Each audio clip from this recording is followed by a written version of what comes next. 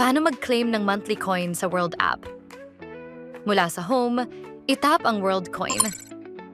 Itap ang Claim with World ID. I-check ang spending sa ibaba ng vault at itap ang Continue. Maghintay saglit at mag-prepare para sa face scanning. Mag-scan ang face. At itap ang Confirm. At maghintay saglit hanggang magbago ang status sa claimed. Itap ang Continue. At itap ulit ang Continue. Itap ang Maybe Later. At makikita mo na ang calendar ng iyong monthly claim sa World app.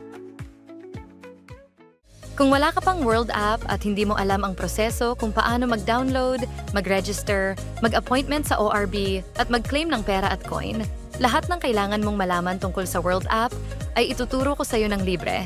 Tignan dito sa YouTube channel, huwag kalimutan mag-subscribe.